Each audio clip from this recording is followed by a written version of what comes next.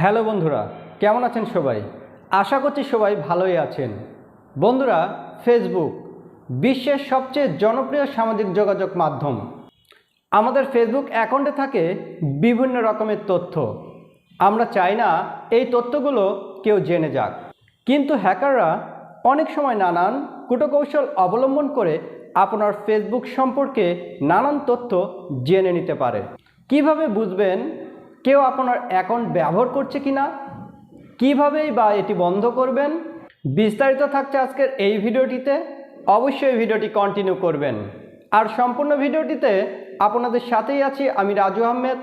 আপনারা দেখছেন king Android master YouTube channel. তাহলে চলুন শুরু করা যাক।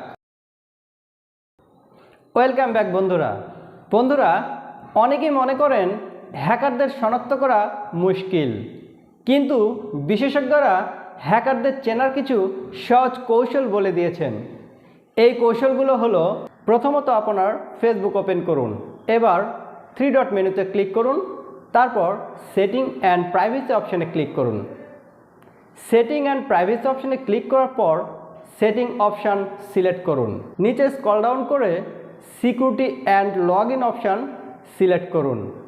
এবার আপনি দেখবেন where you are log in লেখাটি। ডান পাশে থাকা সি অল মেনুতে ক্লিক করুন।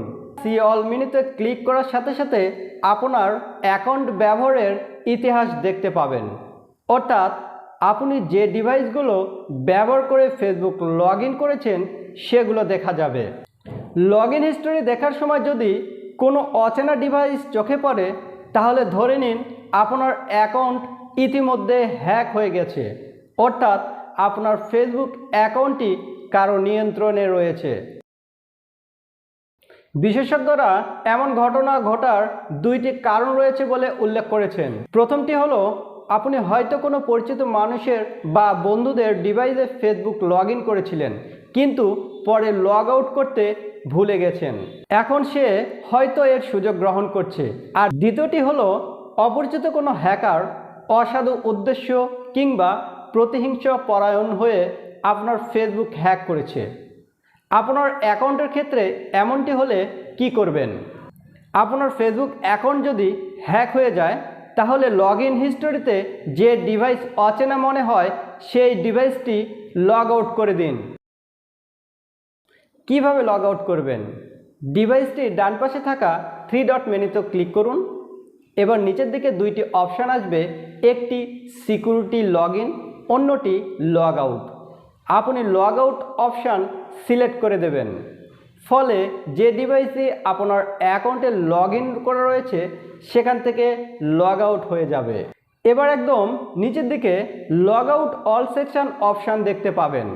এতে ক্লিক করলে আপনার অ্যাকাউন্ট যেসব জায়গা লগ ইন রয়েছে সব লগ আউট হয়ে যাবে। এরপর প্রয়োজন অনুযায়ী আপনাকে বিভিন্ন ডিভাইসে লগ ইন করতে হবে। বন্ধুরা, ভিডিওটি আজ এই পর্যন্ত। ভিডিওটি কেমন লেগেছে অবশ্যই কমেন্ট বক্সে জানাবেন। আর হ্যাকিং ঠেকাতে কি করবেন এই সম্পর্কে পরবর্তী ভিডিওটিতে আলোচনা করব। ভিডিওটিতে একটি লাইক দিতে ভুলবেন না এবং শেয়ার করে সবাইকে জানার সুযোগ করে দিবেন। দেখা হবে পরবর্তী ভিডিওটিতে। সবাই ভালো থাকবেন। আল্লাহ হাফেজ।